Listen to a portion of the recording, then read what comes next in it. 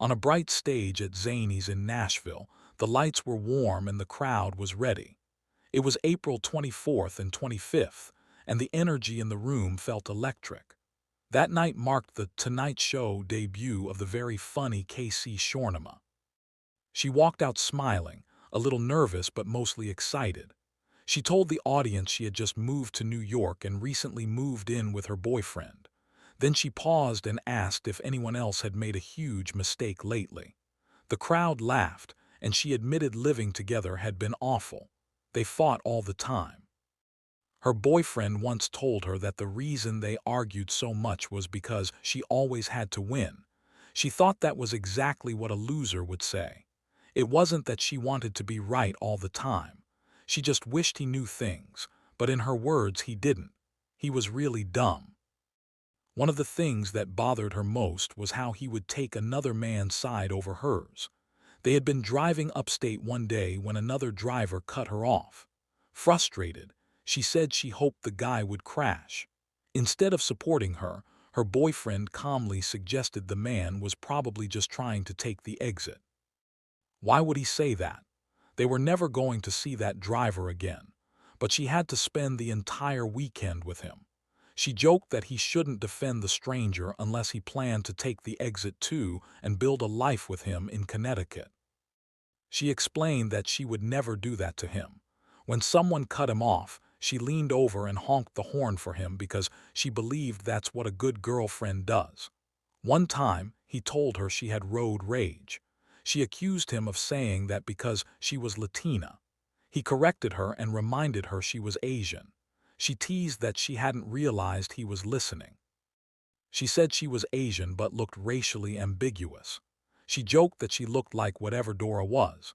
Being racially ambiguous had its advantages.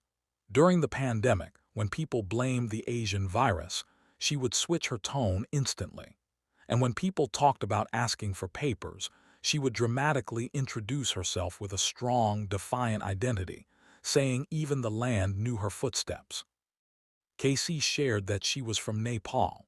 If someone didn't know where Nepal was, she said they could ask any white guy with dreadlocks. He would definitely know. She described her childhood there as fun and unusual. One day, her father came home drunk with a live baby deer. When she asked where it came from, he explained that his friend had moved to Australia, which answered absolutely nothing about the deer. They raised that deer as part of the family. Then one day, while she was alone in her room, the deer walked in, had a seizure, and died right in front of her. It was tragic and shocking.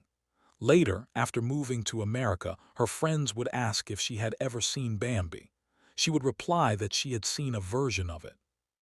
She talked about being in therapy and noticed only women cheered in response.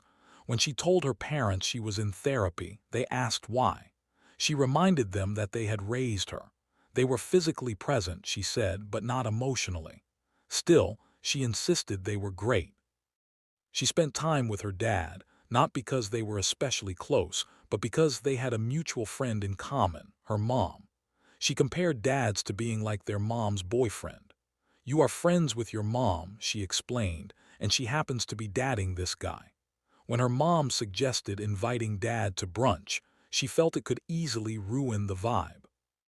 Her father tried, but he sometimes spoke to her like they were strangers at a party struggling through an awkward silence.